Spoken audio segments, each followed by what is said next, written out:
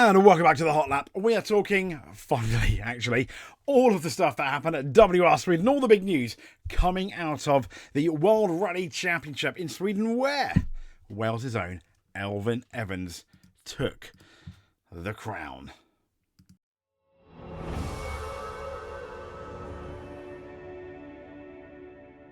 Now, obviously, when I say Elfyn Evans took the crown, I mean not the win, not the crown for the championship, although he is leading the championship quite handsomely, which we discussed in our last, Sweden episode. So, Katsuta, let's have a chat about him, because how wrong have we been? Sweden, he said, is second, and he said, my best WRC performance yet, which is really good. So, Katsuta ready to win WRC events. At least that's the opinion of his boss. Who's his boss? Neuville, funny enough. So, he'd gone toe-to-toe with Taka Happy, if you remember, about a year ago for Sweden. And then the whoopsie-daisy happened, and he completely buried his car like Adrian Fourmaux did this year.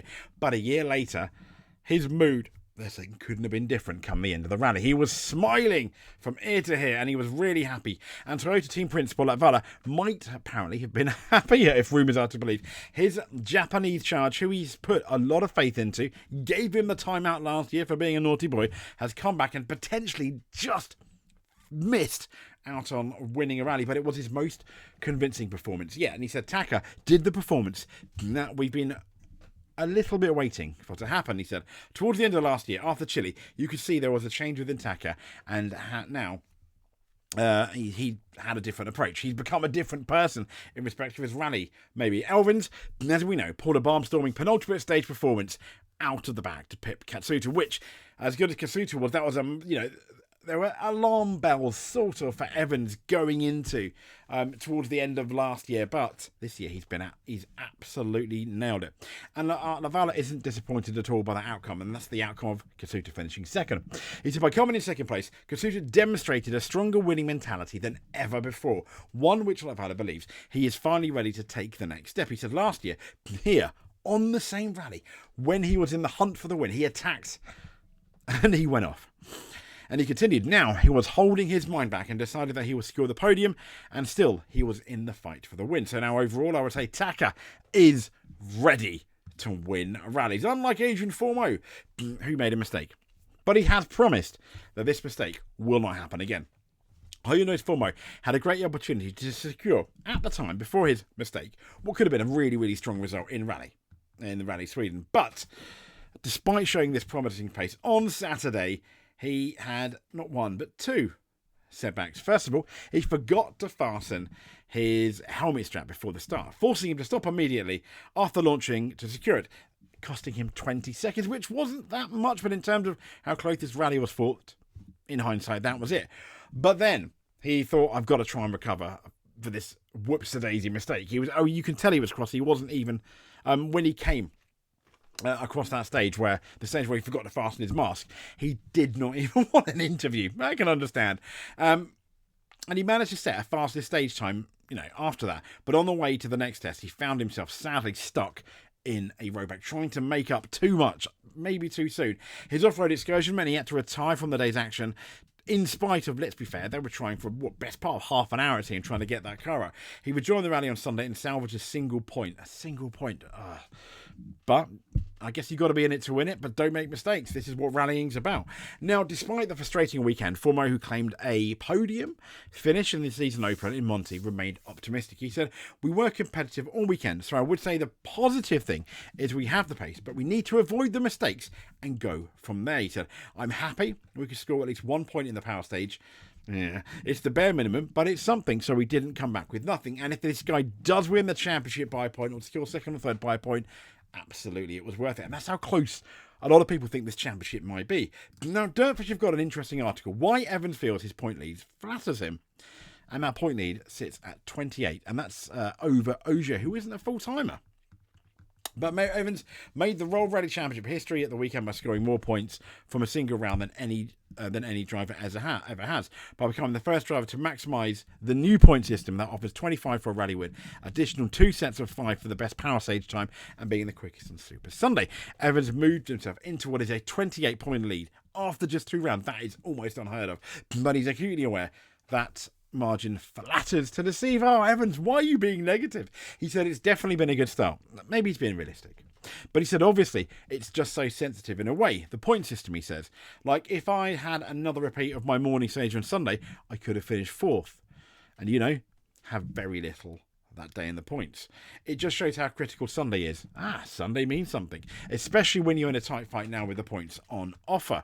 Evans won Super Sunday in Sweden by 0.8 seconds and the Power Stage by 0.1. So in effect, less than a second gained him 2 championship points. He won the Super Sunday in Monte 2 by a similar margin, 1.1 seconds, with the third place driver only 1.8 seconds adrift. I mean, this is close, isn't it? There are such fine margins, but Evans is equally finding himself on the right side of them. That cannot be a complete coincidence, the article says, and it's clear Evans has started the season very strongly.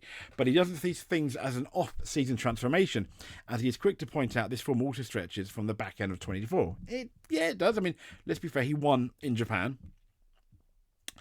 So, and Rally Chile last September became a streak of finishing first or second in 5 consecutive events, which, to be fair, was good. But I do see a different mentality. I do see kind of like almost a championship mentality. And that's something even Neuville says. He praises amazing Evans. Yeah, and that's the current reigning champion. He says he basically describes Evans' start of the season as amazing. He finished second on the season opening Monte, seeing off the challenge of Hyundai's Fourmaux to effectively lead the championship. Because, as we know, OJ's not a full-timer yet, but that did change last year, didn't it? So that placed Evans first on the road in Sweden, and to be fair, I thought it was going to plague him, but we didn't have that much snow, and it was almost perfect conditions for him. He didn't become a snow bulldozer like he did last year. Now, on a committed drive, as we know, he ended up grabbing victory. And Neuville said, Elvin has been amazing, and that's what he told Dirtfish. He said, I mean, he was good in Monte, which wasn't a surprise because he was always been good on tarmac and Monte Carlo overall. But this weekend in Sweden, he stands out. Definitely, he says. He had good conditions on the first pass on Friday, definitely, and he made the best out of it because he understood that it was where he had to make the difference. He had to go for it because he would lose time in the afternoon. Still, he did a great afternoon in those conditions, keeping the lead. And Neuville went on to say, I said it before, heads up for this performance this weekend. No real mistake. I think he had one moment yesterday, but he got away with it, and that's part of rally. So well done, Evans. But let's talk about Tanak. And he's saying there is more to come from Hyundai's upgraded rally, and although the rumours are now they're having the older car for Kenya, but Tanak believes Hyundai's latest specifications are only getting started. The Korean manufacturer has been refining the car since around mid-2023. It has had key upgrades, including we got new suspension, weight distribution, and it did make their car fairly competitive. When you look at Fourmaux and Tanak, they were fast at times. And Tanak, who briefly led the snow-covered event after SS7, ultimately finished 4th, but he only finished 4.9 seconds behind his teammate Neuville. While victory eluded both of them, the 29 champion saw potential, and he said Friday was not the greatest. But he said, but we were still very much fighting for the victory. On Saturday, we lost some time driving in a safer mode through the stages. So you have to wonder where he could have ultimately finished. And he said on Sunday, we tried to catch the leaders, but on the second loop, the road conditions were still cleaning so much. He said, I'm not sure we got the best out of the new car this weekend, but I would say when the car is working, it's nice to drive. And we just have to put the package together now.